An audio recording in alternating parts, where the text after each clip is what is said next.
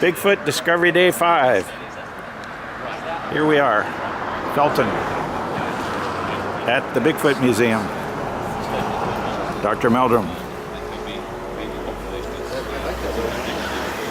my opinion, will close the book on Patterson-Gimlin film, and the skeptics will not be in a position to criticize it anymore unless they're willing to do the. Is this based on the site discovery? Well, it's multi-phased. I mean, we're utilizing his expertise in photogrammetry to do a photogrammetric reconstruction of the site that he compared with the actual survey of the site, and they definitely have the site.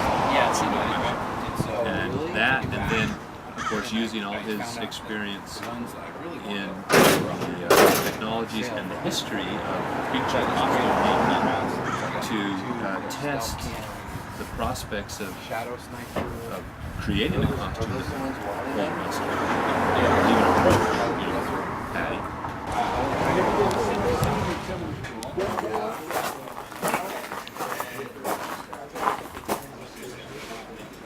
This was all weeded out and bark put down. And new rocks here, especially for today. Oh, bark all over in here too. This looks really good. A lot cleaner. So he's going to handle it with that. So we're going to have the best of the oldest evidence, some of the newest stuff. Yeah, so whatever you guys got to do, you gotta cancel. What time's it starting? Between 5:30 and 6. That's when it starts. It's 4 hours long. It goes till 10. Alright, This was right after the next summer. Right. Kathy, see it? Yeah, I saw that. So Bob's around here somewhere.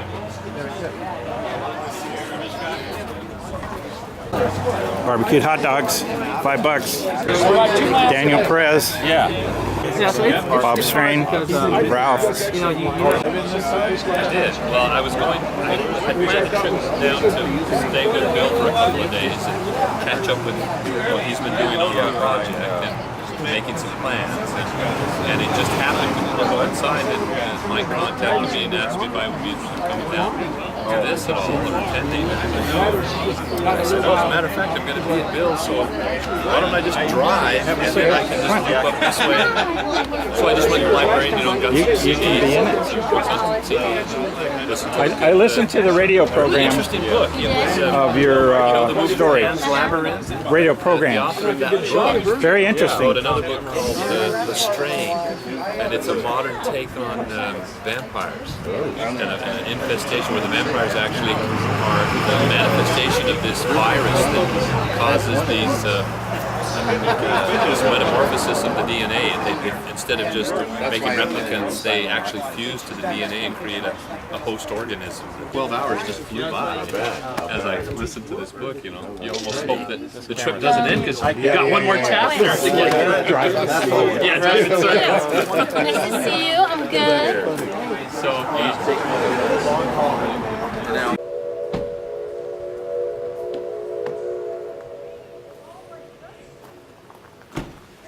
That's the Felton train, steam train. This is the resort where Bill Munns and Dr. Meldrum are staying.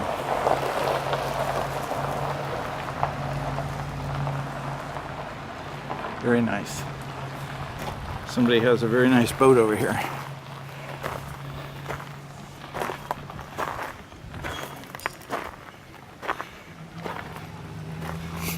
Smells like redwoods.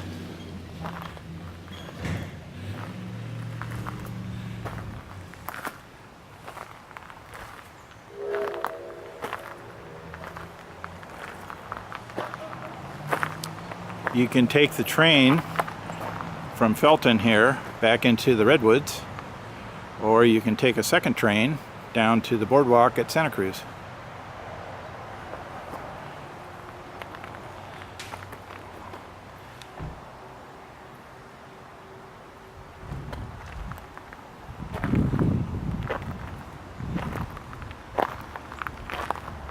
Go over here and see what's, this is maybe the river.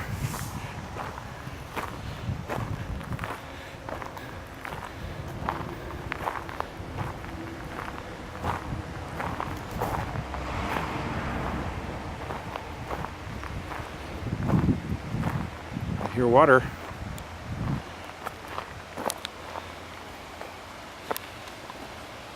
See if I can zoom in.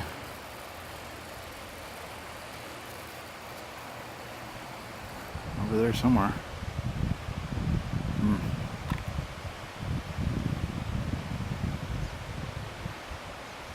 Oh, there we are. Water.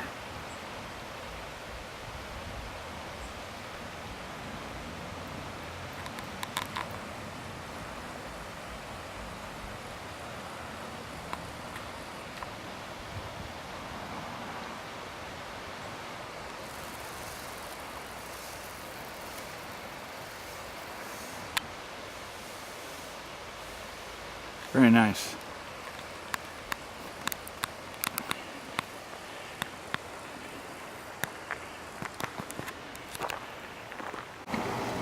And it was scary. It was really scary. But they wanted nothing to do with us. They just wanted to make a lot of noise and move on down the canyon, like you said. The car is, where it honks, is about half a mile. So they were right in that range, somewhere there. Half a mile for what? From where I videotape, where that car goes by and honks at them. Yeah. It's maybe a half a mile. It's really close. They were really close to us in the beginning, and then, like you say, she thought they got closer. She made a comment about 3/4 way that it's getting louder. They're getting closer. I'm just melting down, just kind of going, wow, this is a long one. I mean, it's really going on and on and on and on. And, you know, I kind of knew what he had going after a few minutes. Well, because the sounds were what I was going to say was, if you look at the sound spectrum that I did, it starts out lower volume because it's not as bold, the coloring, but it's also at a lower frequency. It looks like the frequencies come together and get louder and then start trailing off, like they're moving away. And I don't know, when something is just walking, if Doppler effect would apply, like when a car goes by.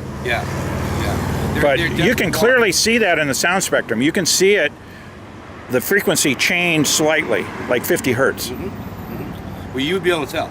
You know, for me, it would just, I'd have to hear it through my ear, but you can actually look at a spectrum and you'll see that. Well, I have no idea. I'm a hobbyist as well, and that's not a very sophisticated program. That's why I was suggesting that other guy, because he has a he has a real-time program where he can maybe take more data and you can actually hear it and see as the cursor goes by. You're hearing the sounds, but you're also seeing the frequencies that are there. Right. Whereas mine is static. There's a guy from the BFRO who sent me back something too. He compared it against 5 other real today's best kind of ones, and we'll meet some of the neighbors and we'll do this the right way. Yeah, so I went with him and we rode out back where I could see where the actual where it was coming from, because I had no clue. Yeah, I had no clue. I went up to the lake for 4 days after it happened. Now, where do you guys live? Winters, about 2.5 hours yeah. away. Okay. Anyway,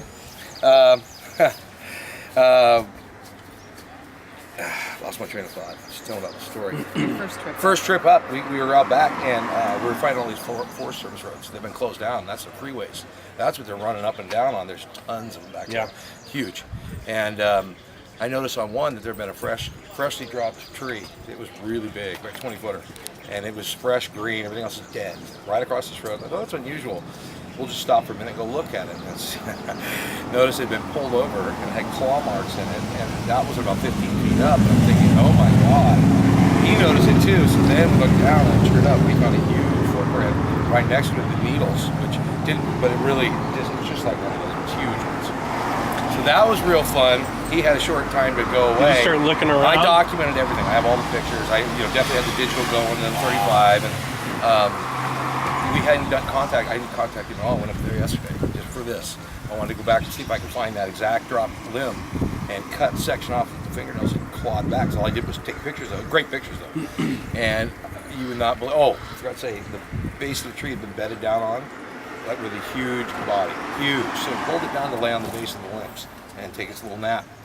So I go up there yesterday by myself with my dogs, get to that spot, and as soon as I get to that spot, we all heard a yell. Just, the dogs do this little number, and I kind of look at the dog like, yeah, I heard it too, but we just shut the engine off. So I got the camera, got it rolling again, walking the trail. There is a bigger tree right next to the one that got dropped, pushed down. Claw marks on it. I cut that sucker this time, brought it to show you guys. Yeah. Oh yeah. It's in my trunk. Wow. Oh yeah. And my hair stood up. I couldn't find any real huge footprints like I did the first one. So I looked at that. I walked around. I'm finding more snap trees, just flat out snapped, and very like wow, fresh green too. Something went in there and went a little bit crazy and was breaking trees. Documented a few of those. Kind of got tired of that. And I left to go up behind. Where we had ventured around a little bit. I wanted to see some more of the backcountry up to the very peak behind us, and I got to about a mile behind where I just was, and I shut the car off, stepped out of the car, but I didn't step out with my video camera, and the dogs jumped out behind me. I have a little Civic, and I clearly heard a really loud knock, really close to me, like, oh, I'm going to get within 300 yards. Enough that I turned right around, looked right at where it knocked, and about 100 feet to the left went two little things, zip, zip, in between two trees. I got goosebumps. Clear as day, I could see him, not like his video. They were actually probably hiding and watching me. Saw me shut the car off, saw the dogs come out, and that knock. And I bet the first guy let out a yell, and that was only about a 30-minute difference where I stopped, saw the first tree, drove on up. As soon as I got out, I heard a really loud knock. I mean, take a bat to a tree, that's what it sounded like. And that was freaky. But seeing those two little move, I thought, oh my God. One's bigger than the other. They went 3 trees, here. I saw them move. Any estimate as to how tall? I couldn't really tell. I honestly, man size, just man size and something about this big. There was 2 of them. And they went right off the backside of the mountain. So all I saw was a 2-tree jump and then off the back, but it was enough to just bring the hair up on my neck. And here I have 11 knee surgeries and I got goosebumps. Artificial knee, and I hiked a mile up to go find that. I wanted to find exactly where the sucker was. It was just too hard on me. I couldn't really get up and in there. Yeah, so maybe next time. But the whole time my dogs were real birdie-like, really on the set, especially when that tree was dropped and it bedded the second tree that was dropped. It bedded right on the same spot and the front of it. So when I went back yesterday, that was the second tree in the exact same spot. It was right next to it. I got them both pushed over. The one I saw at the end of July, 1st of August, is dead now. It's just completely brown, the first claw. And the second one yesterday was pushed over within a day or 2. It's fresh, but the limb's still there, fresh green. What's your name again? Ben. What's the video on YouTube called? Bigfoot Screams, longest audio in the world. Yeah. Because it's 15 minutes, and actually goes a lot longer than that. That's all I posted my I've Spectrum. seen it. I posted my Spectrum. Yeah. That and my Spectrum on Taser. Yeah. Oh, you did? Yeah. Yeah, and the dogs were great In the past. When we found that down tree, they were really locking in on a tree about 20 feet away. I couldn't see anything, but we probably peed on the tree or something. Yeah. No, really, you know. Yeah. They were really they got birdie around that down tree. Anyway, that was an exciting experience yesterday, and to see some movement really freaked me out, because I thought, well, maybe it was deer, but deer don't move like that. It was something moving quickly, not running quickly, and not a deer. And before all this, you never gave it any thought? Or you thought it was bullshit? A thing. Before July 8th of this year. Right, Susie? Yeah. Oh, they're doing the round table. Let's do it. They're yelling at him basically because Come around and look at it right side up. So did he play the screams already? Did he play the screams? Did you get them on No, they're on the video. We're waiting. Are we waiting? I don't know if he has them on the computer. He said he did. Oh. It's on YouTube. He thought it was maybe 6 foot. Yeah. Until he got close, huh? I don't think he's gotten that close yet. Well, that's when you get somebody over there, and this is where I was standing, and you go from that tree to that tree to that tree. And you can see, Man, yeah, no, you're right. You're you right. can see the trajectory. You're right. You debunked it. That's very good. And it looks like that's even powder right there. Well, then how does the tree get knocked over? So you put a It's boom, boom, boom, boom, boom, No, boom. the little magnet would pull. Well, somebody was shooting at it. Something happened. Let me show you the size of the tree. Somebody was shooting at it. Look down there. That's lead and that's gunpowder. I understand that part. nailed But look at the size of the tree. Last summer we wrote the I had no shotgun takes that. And he signed it. And it's a copy, you know. It's But you're right. Good debunk on that. Right. Is that a value?